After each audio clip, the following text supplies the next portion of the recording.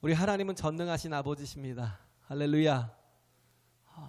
그 하나님이 도무지 우리 스스로는 구원을 얻을 수 없기에 하나님이 은혜로 우리에게 구원을 베풀어 주셨습니다. 그렇죠? 우리가 우리의 힘으로, 우리의 노력으로, 우리의 행위로 우리가 하나님 앞에 하나님이 원하시는 그 조건대로 온전히 그 100% 만족을 시킬 수가 없어요. 그죠?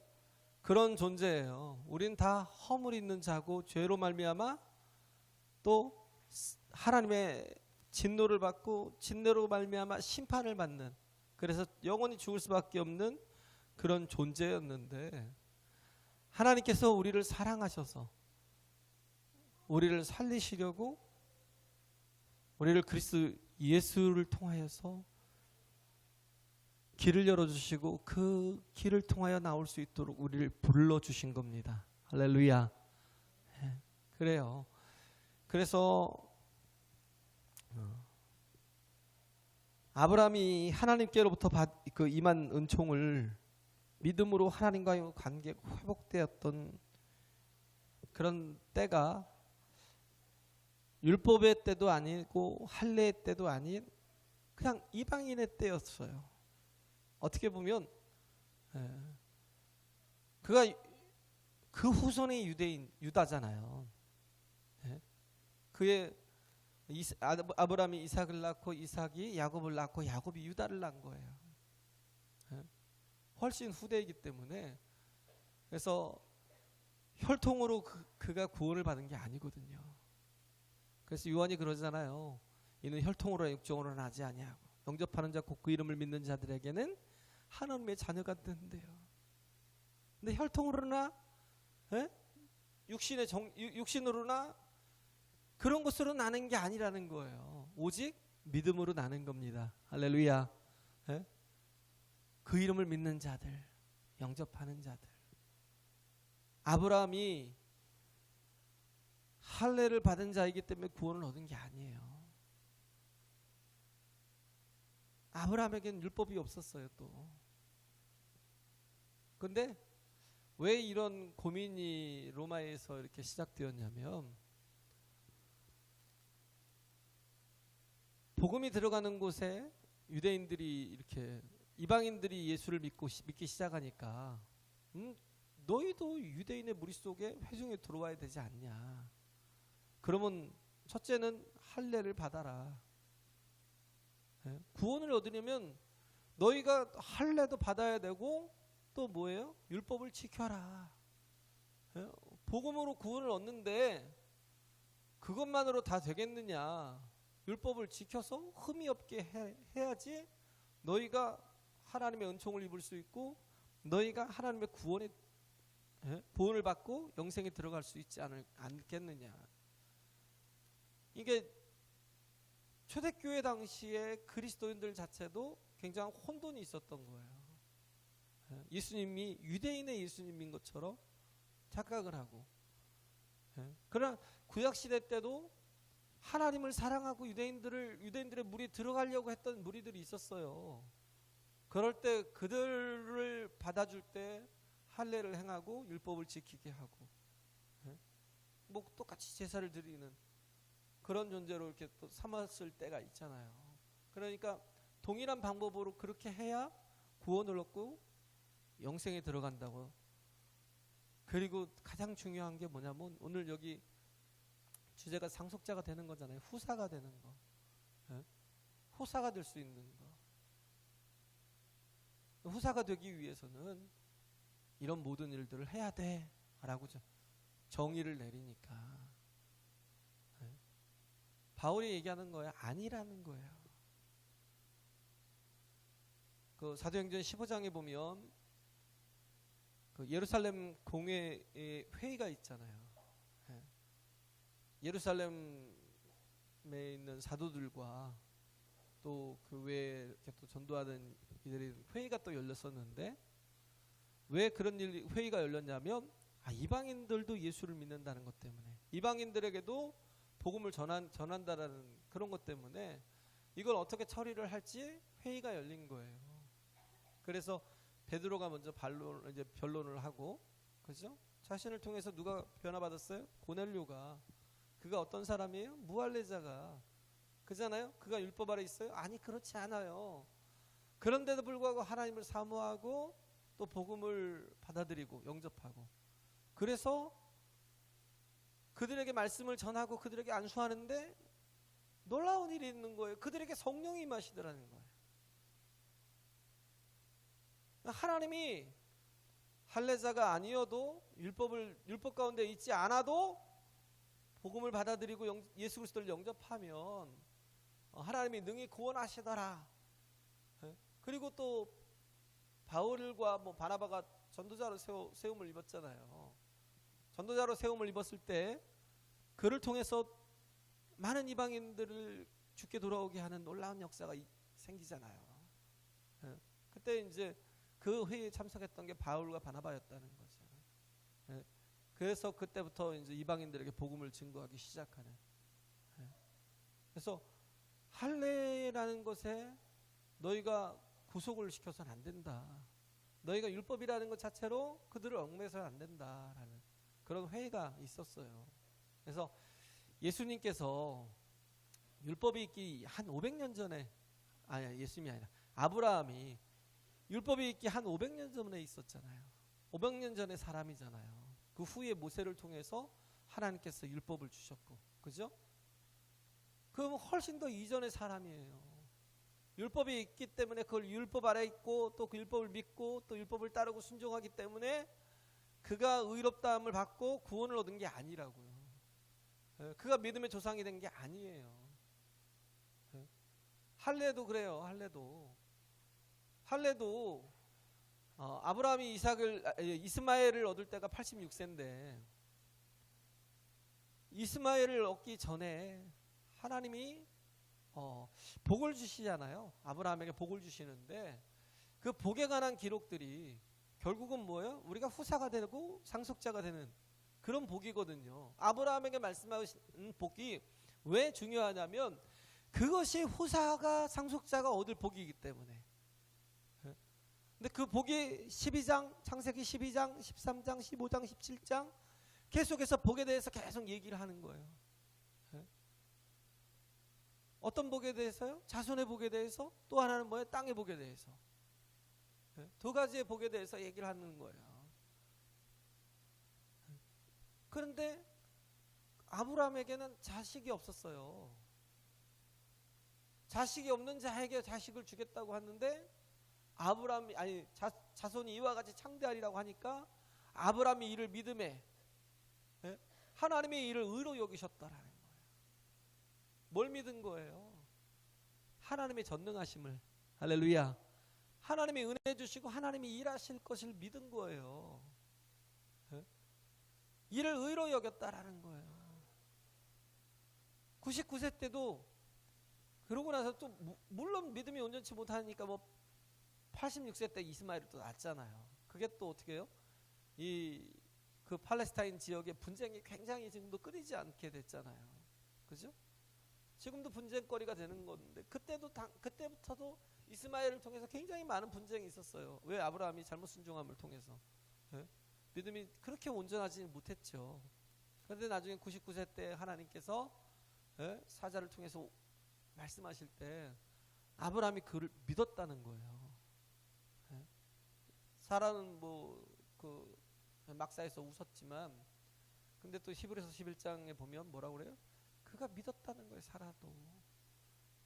그가 이미 다 아이를 낳는 모든 일에는 이미 죽은 자와 방불한 그런 사람이지만, 그러나 하나님이 말씀하시면 반드시 이루어진다라는 걸 믿었다는 거예요. 할렐루야. 그 믿음을 하나님이 의로 여기시고, 그리고 뭐예요? 그 다음에 100세 때 아들을 주신 거죠. 아들 이삭을 주셨다라는 거예요. 그러니까 그리고 그 99세 때에 하나님께서 네게 내년 이맘때 아들이 있을 거다라고 하고 그리고 어떻게 해요? 그와 그의 모든 가족들이 할 일을 행하게 해요. 99세 때. 네. 그러니까 전혀 하나님이 그 믿음을 의로 여기신 때는 이미 15장이니까. 그죠? 굉장히 그 이전의 시대라고요. 한 86세 이전, 이스마엘 낳기 전이었으니까. 네? 그때 이미 아브라함이 하나님을 믿었다는 거야.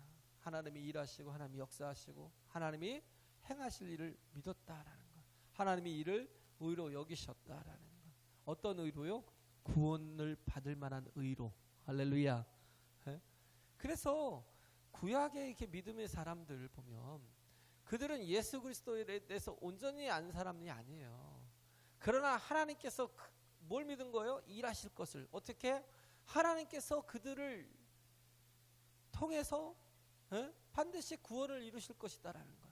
그들에게 구원을 이루어 주실 것이다라는 걸 그들이 믿었어요. 하나님이 일하시고 하나님이 역사하실 것이다. 아브람뿐만 아니라 노아도 그랬고요.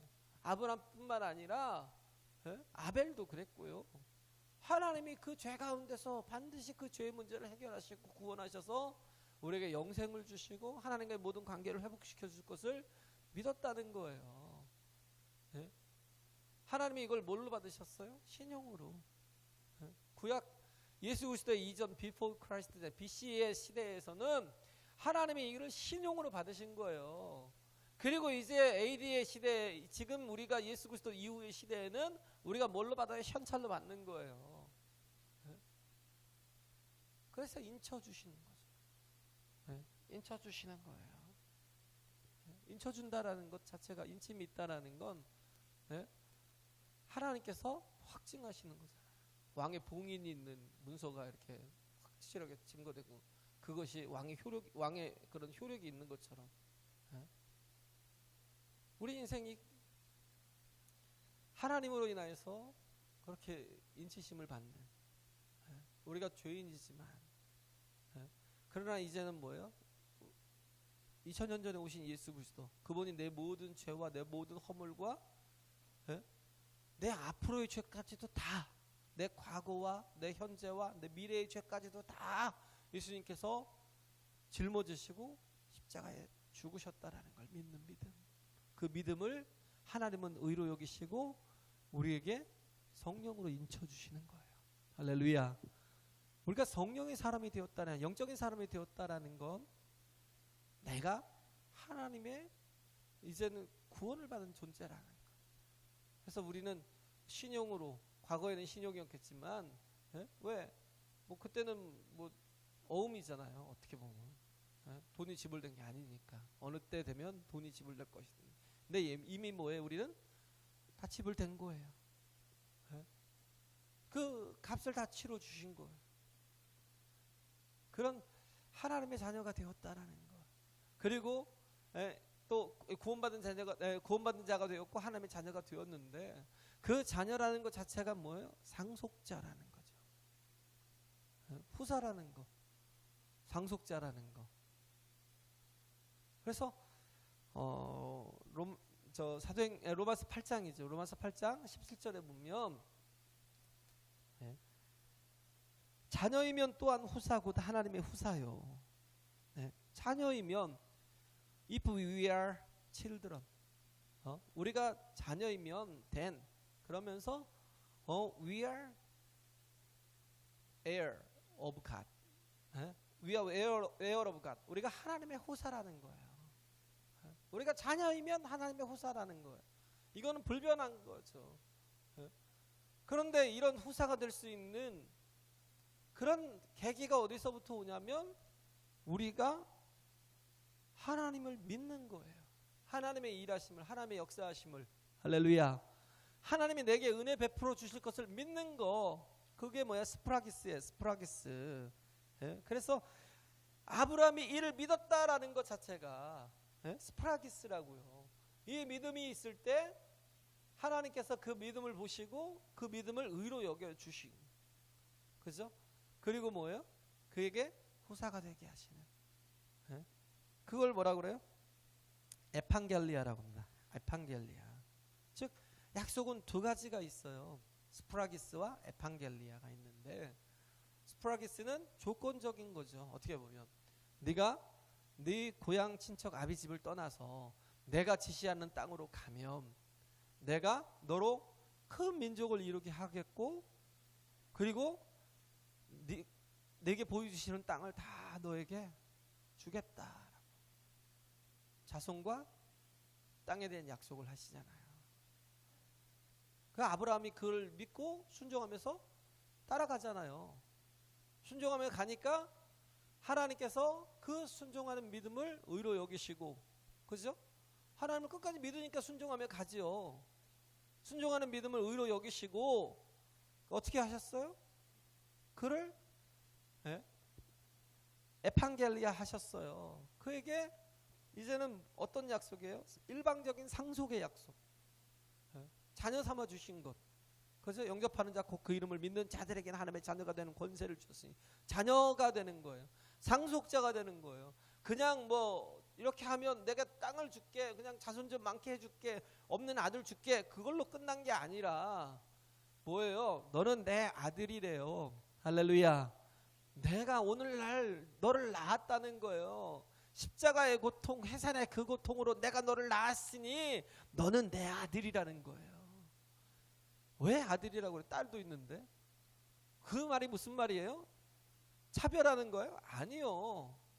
상속자라는 거예요. 상속자. 너는 상속자라는 거예요. 에?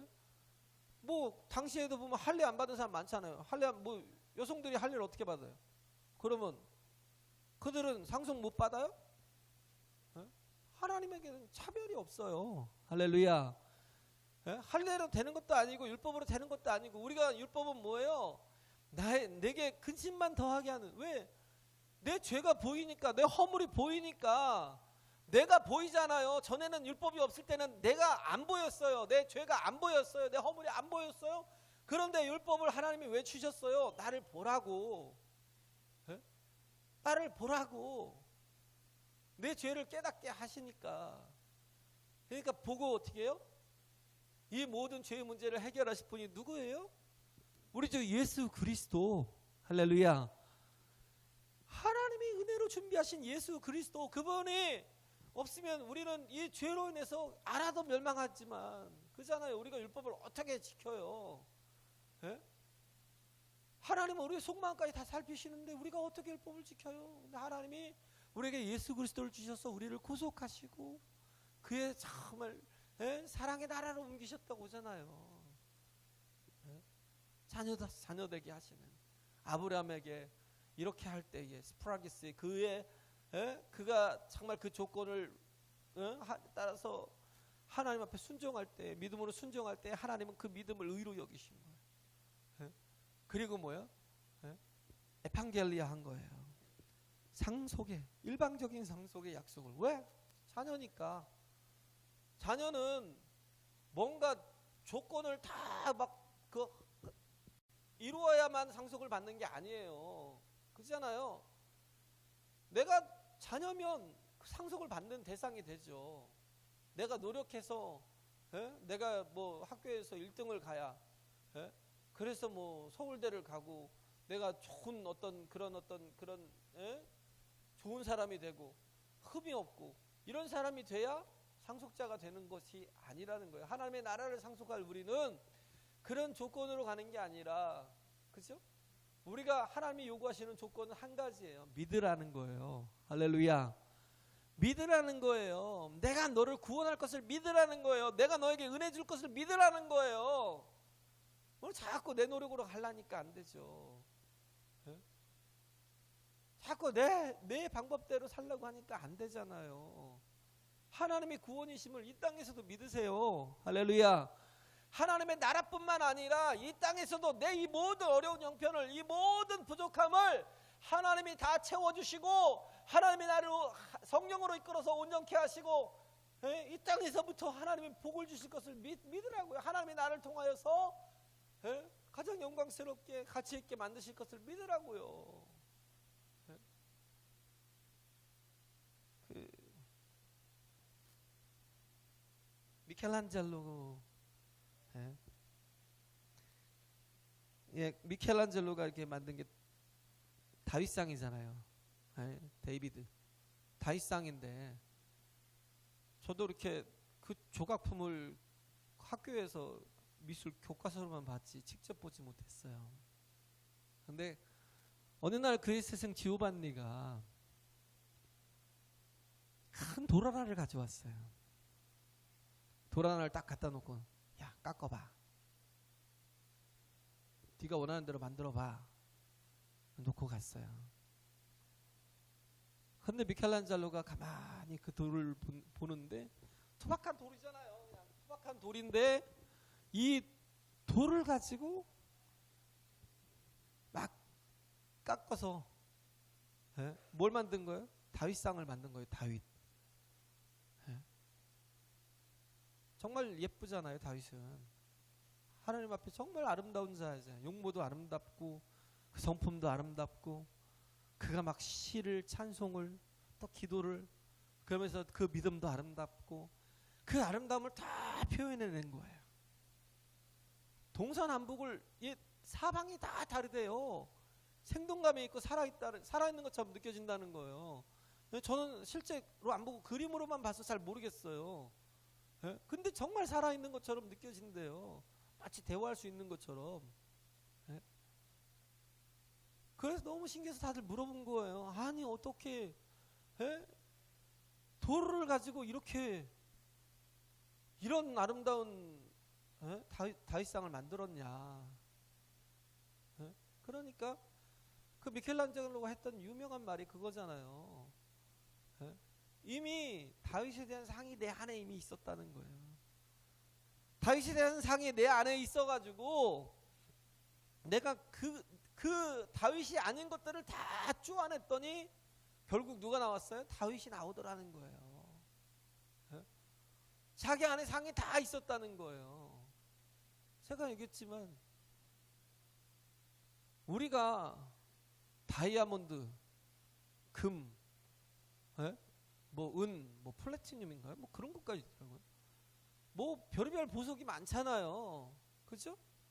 그것만 가치 있고 그것만 보석이라고 생각하죠. 아무 쓸모없는 돌 같은 것도 그 위대한 조각가의 손에 붙들리니까 뭐가 되는 거예요? 값을 매길 수 없는 작품이 되는 거예요. 우리가 아무리 세상 사람들이 허접하게 여기고 가치 없게 여기고 쓸모없게 여겨도요, 우리가 하나님의 손에 붙들리면, 하나님이 우리를 하나님의 형상대로 지으시고 만드셨지만, 그러나 우리가 뭐예요? 육신의 정욕과 안목의 정욕과 이 생의 자랑을 쫓아가다 보니까 그 형상이 다 깨져버린 거예요. 하나님에게 이미 상이 있어요. 우리에 대한 상이 있어요. 하나님 안에 있어요. 그걸 우리가 뭐예요? 돌 같은 나를 갖다 하나님 앞에 맡기면 하나님께서 그 돌 같은 내 속에서 나 아닌 것들을, 그죠? 정말 내가 아름답지 못한 것들을 다 쪼아내고 다 부서뜨리고 그것을 다 쪼개어서 하나님께서 온전한 작품으로, 온전한 사람으로, 가치 있는 심령으로 만들어 주신다고요. 할렐루야. 돌도 하나님의 손에 들어가면 걸작품이 될 수 있는 것처럼, 그렇잖아요. 그 조각가 한 사람을 통해서 그 아무것도 아닌 돌이, 그잖아요. 그 재산가치 그 무슨 가치가 있어요, 돌 자체가. 그런데 값을 매길 수 없는 어마어마한 가치를 그 속에서 만들어내는 거예요. 우리는 할 수 없어요. 우리가 가진 상은요 다 찌그러진 거고 이미 깨진 거고요, 헛된 거지요. 헛된 것들. 그런 것 중에 하나가 이런 것 같아요.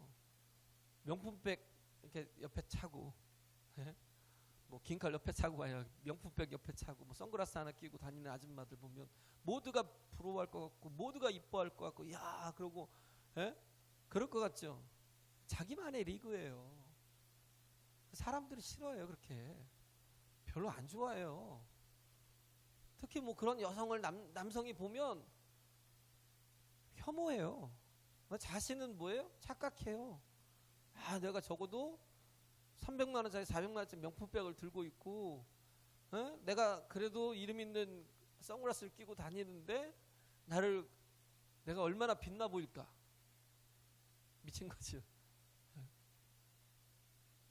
자기만의 리그 속에 갇혀가지고 그잖아요. 아마 가방 장사만 좀 관심 있을까요? 네? 저거 명품이네? 좀 잘 만들었네? 근데요, 그냥 에코백 들고요, 그냥 활짝 웃고 사람들에게 친절하고 인사 잘하면 그 사람이 훨씬 이뻐요. 네? 그 사람이 훨씬 나아요. 우리는 내가 세상적인 것이 없어서, 세상적인 것이 부족해서 사람들이 나를 무시하고 멸시하고 제대로 보지 않는다고 생각하지만 그렇지 않아요. 그 사우스웨스트 항공 에어가 뭐 켈러 CEO인가요? 그분이 사람을 뽑는 조건을 얘기를 하더라고요. 우리는 학력 좋은 사람 안 뽑는데요. 우리는 뭐 잘난 사람 안 뽑는데요. 얼마든지 데려다가 가르쳐서 원하는 그런 일들을 감당할 수 있게 만들 수 있대요. 한 2달? 뭐 좀 오래 걸리면 6개월이면 다 된대요. 누구나 다 한대요. 바보가 아닌 이상. 굳이 학력 좋은 사람 뽑을 필요가 없다는 거예요. 사무직이건 나가서 이렇게 뭐 정비공이건 어떤 사람이건 스튜디오스건 어떤 사람이건 6개월만 가르치면 땡인데 우리가 왜 그런 사람을 뽑냐요. 우리가 보는 건 하나밖에 없다. 태도, 성실한 태도, 정직한 태도, 그죠? 착한 마음, 그것만 본다는 거예요. 우리는 마음에서 꽝인 사람들이 많죠. 이 성숙함이 덜 갖춰진, 다른 것으로 막 열심히 지식으로 채우고 별걸 다 이렇게 막 뭐 그렇잖아요. 뭐 학력으로 채우고 뭐 세상 1등 가고 뭐 그렇게 다 하는데 사과제가 없어요. 죄송하지만. 그러면 뭐예요? 2번도 안 봐요. 가까이도 안 가요. 능력 있으면 뭐예요? 싸가지가 없잖아요. 2번도 안 봐요. 상대도 안 해요. 오늘 하나님께 우리가 붙들리면 우리가 부족해도 연약해도 괜찮아요. 하나님께 붙들리면 어떻게 해요? 하나님이 아름다운 사람으로 만들어 가십니다. 할렐루야. 내가 뭘 하려고 하니까 그 욕심이 잉태하여 죄를 낳고요. 계속 죄가 장상해서 결국은 죽어요. 그걸로 되는 게 아니거든요. 그렇기 때문에 우리가 정말 아들이잖아요. 근데 탕자예요. 아들인데 탕자가 뭐예요? 아버지가 있는데도 없는 것 같은. 이미 뭐예요? 멀리 떨어진, 관계가 끊어진 그 아들이잖아요. 근데 그 아들이 허랑방탕하다가, 방탕할 때는 막 몰랐어요. 돈이라도 있으니까 막 쓰다가 뭐 옆에 뭐 사람도 있고 그렇게 막 술도 마시고 뭐 그렇게 하다 보니까 전혀 이제 아버지에 대한 의식이 없다가 뭐 더 이상 세상에 소망이 없이 이제는 뭐 돼지 주업 열매라도 주는 이가 없으니까 그럴 때 그가 누굴 생각했어요? 아버지를. 그러니까 사람은요 고난이 복이에요. 사람은 좋은 환경 속에서 하나님이 떠오르지 않거든요. 좋은 환경 속에서 하나님이 별로 의지가 안 돼요. 차라리 고난이 복이에요. 왜? 악하니까, 죄인이니까. 그래서 탕자가 거기서 정말 아버지를 생각하고 어떻게 했어요? 돌아가는 거예요. 아버지께로 돌아가는 거예요. 그가 아들이지만 아들임에도 불구하고 아버지께로 가지 않으면 아무것도 누릴 수가 없어요. 상속자로서 후사로서 아무것도 그에게 혜택이 없어요. 야, 그런데 아버지께 돌아가니까 네? 아버지가 그를 맞아주고 그를 책망했어요. 야, 이 못된 놈의 자식아, 너 내 돈 다 어디다 놨어? 멱살 잡고 막 어디다 그를 때렸어요? 뭐 했어요? 그러지도 않았어요. 네가 고맙다고, 오히려 고맙다고, 이렇게 건강하게 살아 돌아와줘서 고맙다고, 내가 너를 다시 볼 수 있는 게 이게 너무 좋다고 막 아버지가 그런 좋은 아버지인데 어떻게 해요? 떠나 있는 거예요. 관계가 끊어져 있는 거예요. 그러면서 아무것도 누리지 못하고 거지같이 배고파가지고 그렇게 있다가 아버지가 생각이 나서 돌아오니까 뭐가요? 자녀로서의 모든 게 회복이 되는 거예요. 할렐루야. 자녀로서의 모든 권리가 회복이 되는 거예요. 그래서 그를 갖다 씻기고 그에게 새 신을 신기고 아들의 합당한 옷을 입히고 채색 옷을 입히고, 상속자로서 요셉이 입었던 채색 옷이요, 채색 옷을 입히고 손에 가락지까지 끼워주고, 이건 정말 내 아들이야, 이렇다가 다시 찾은 내 아들이야, 가락지까지 끼워준 게 뭐예요?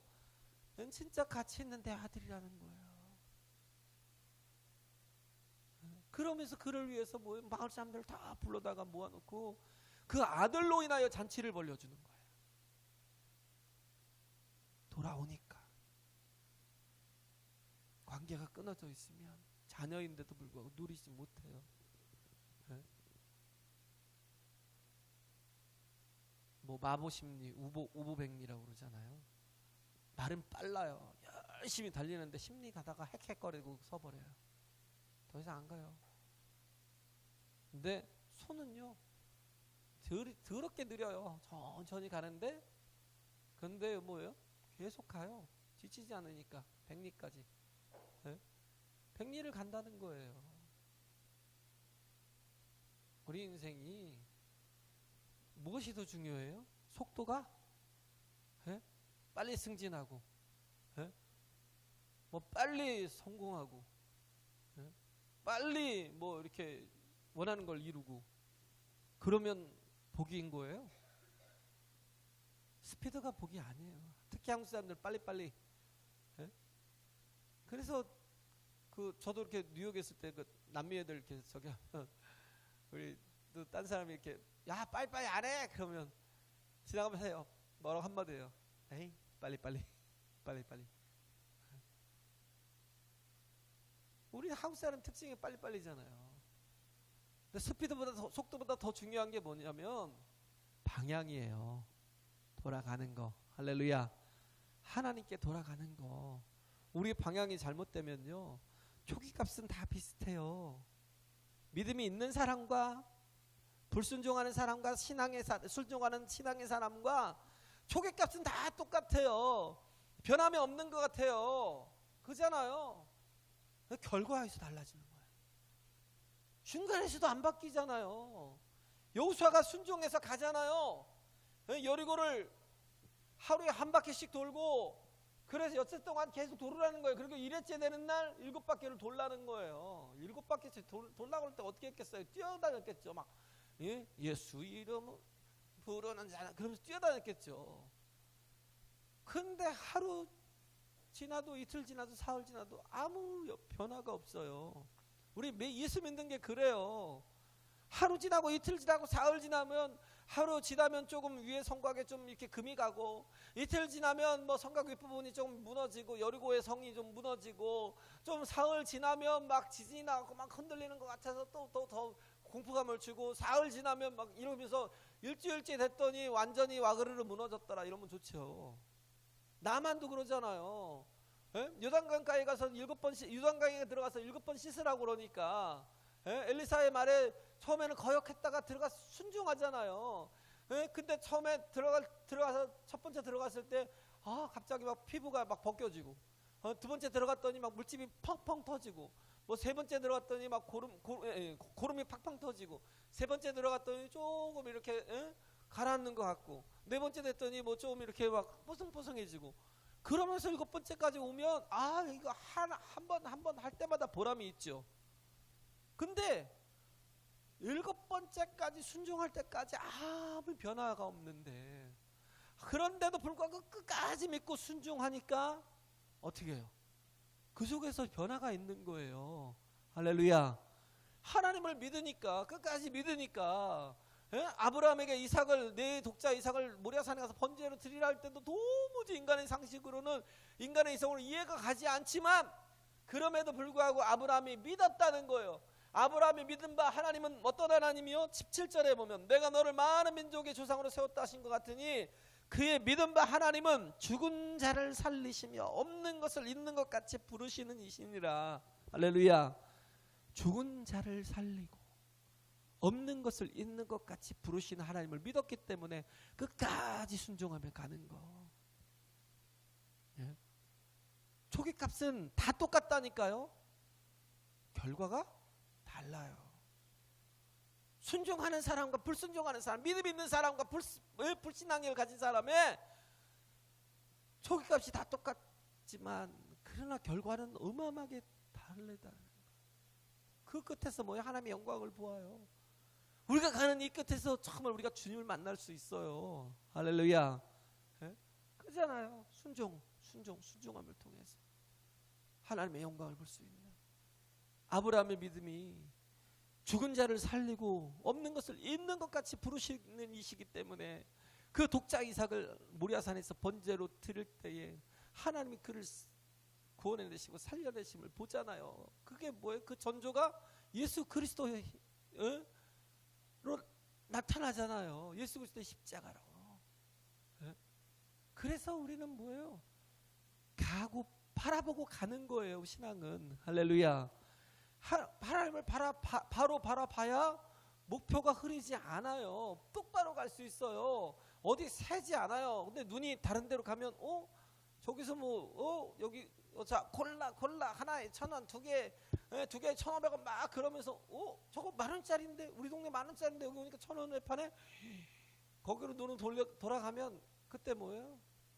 목표를 잃어버린 거예요. 거기서 가다가 한 30분 40분 시간을 버리고 인생을 버리고 똑바로 가야죠. 토끼와 거북이. 이영자 씨가 얘기하더라고요. 토끼와 거북이에 대해서. 거북이에 대해서 얘기하는데 그는 열등의식이 없었더라. 자기 얘기하는 거지. 자기 얘기하는. 남들보다 느린 것 같은데 열등의식이 없으니까 끝까지 가더라. 그러니까 몸은 뚱뚱하니까 열등의식이 좀 생길 거 아니에요. 그죠? 남들보다 못생겼으면 또 열등의식이 생기고. 근데 뭐예요? 자기는 그 남들보다 예쁘지도 않고 연예인인데도 불구하고 예쁘지도 않고 몸매도 좋지도 않아요. 근데 뭐예요? 열등의식이 없으니까 그냥 꾸준히 가더라는 거. 그 얘기를 그 군인들 앞에서 그 군대리아 버거 하나 먹고 나중에 강의하면서 얘기를 하는 그런 것 같아요. 전지적 무슨 시점? 그런 내용 같아요. 저는 안 보는데 갑자기 트니까 그게 나오더라고요. 그런데 토끼가 왜 실패했어요? 토끼가 실패한 이유는 하나예요. 뭘 봤어요? 자기와 경쟁하는 거북이를 봤어요. 거북이를 계속 보고 있어요. 목표를 보고 갔으면 그냥 뒤도 돌아보지 않고 계속 끝까지 잘 갔을 텐데, 목표를 보지 아니하고 계속 거북이를 쳐다보고 있으니까 자기가 경주하고 있는 자기가 한심한 거예요. 내가 저런 거 하고 내가 달리기 시작을 했을까? 저런 게 다 있지? 어떻게 저렇게 느리지? 한참 자고 가도 되겠다. 그러다가 잔 거예요. 왜? 그가 바라본 건 목표가 아니라 그가 바라본 건 자기가 경쟁하고 있는 거북이였으니까. 근데 거북이는 느려도 어떻게 해요? 꾸준히 그냥 가는 거예요. 그냥 다른 데 쳐다보지 볼 여유도 없어요. 그냥 목표를 향해서 목표를 보고 자기 최선을 향해서 다 해서 가는 거예요. 목표를 향해서 가니까 느려도 어떻게 해요? 토끼는 거북이 쳐다보다가 결국은 뭐예요? 그 1등을 놓친 거고. 거북이는 뭐예요? 목표만 보고 계속 가니까 결국은 1등 한 거고요. 우리 인생이 그래요. 우리가 정말 바라봐야 할 건 하나님이에요. 할렐루야. 믿음은 하나라니까요. 바라보는 거. 하나님의 일하시고 하나님의 역사하시고 하나님이 정말 붙으실 걸 바라보는 거. 그러면서 전진하는 거예요. 하나님의 나라를 향해서 나가는 거예요. 그렇기 때문에 우리가 아침에 주일날 교회 올 때도요, 발걸음이 달라야 돼요. 마지못해 오고 그냥 습관적으로 오고 어쩔 수 없는 게 아니라, 옛날에 스탠리 존스라는 인도 선교사가 그랬대잖아요. 자기가 15살 때 내가 하나님을 영접했대요. 예수 그리스도를 영접하고, 근데도 불구하고 자기 자신에게 정말 뭐예요, 하나님이 성령이 뭐 강하게 역사하거나 그런 게 없었대요. 그래서 기도했대요. 하나님 나를 도와달라고, 내가 하나님 안에 있게 해달라고, 하나님을 경험하게 해달라고, 내가 하나님의 은총을 있게 해달라고. 그러고 막 기도하고 주일날 교회를 가는데요, 전에는 뭐 걸어서 타박타박 갔는데 이게 너무 기대가 되니까 견딜 수가 없는 거예요. 걸어는 무슨 걸어가요? 막 정신없이 뛰었대요. 교회에 막 뛰어가지고. 왜? 사모함이 있으니까. 그 먼 거리를 막 뛰어서, 쉬지도 않고 뛰어서 교회 가서, 전에는 뭐 앞자리에 언제 앉아본 적도 없대요. 맨 뒤에 있다거나 중간에 있거나 막 그렇게 앉았던 사람인데, 너무 사모함이 되니까 맨 앞자리에 앉았는데, 그 속에서 주시는 말씀이 어마어마하게 막, 전에는 들리지도 않던 말씀이 어마어마한 생명의 말씀이 들리고요, 그가 기도할 때 막 성령이 강하게 역사하시더라는 거예요. 그렇게 변화되는, 하나님 앞에 나아갈 때, 그죠? 내가 온전한 상속자로 하나님 앞에 서려면, 내가 하나님의 복을 받는 자로 서려면 우리의 자세가 달라야 돼요. 우리가 하나님 앞에 서려면 어떻게 해요? 마음부터. 할렐루야. 주일날 교회 그냥 기대 없이 소망 없이, 그냥 어쩔 수 없이 그냥, 주일날 내가 성도라고 하니까 그 정도의 어떤 예의는 지켜줘야지 하면서 나오는 게 아니라, 하나님을 인격으로 만나야죠. 단독자로 만나야죠. 하나님의 역사하심을 봐야죠. 경험해야죠. 하나님의 일하실 수 있도록 내 자신이 사모함으로 나올 때 하나님은요, 그 탕자를 변화시켜 주십니다. 할렐루야. 그릇 씻겨 주시고, 옷 입혀 주시고, 신신겨 주시고, 가락지를 끼워서 그 모든 상속의 복을 다 누리도록 이끌어 주신다라는 걸 기억하시고, 오직 이 믿음으로 되는 은혜를, 정말 그 믿음이 더 확실한 믿음, 더 견고한 믿음, 더 정말 열정 있는 믿음, 그 믿음으로 날마다 하나님을 뵙는 저와 여러분 되시길 간절히 바랍니다.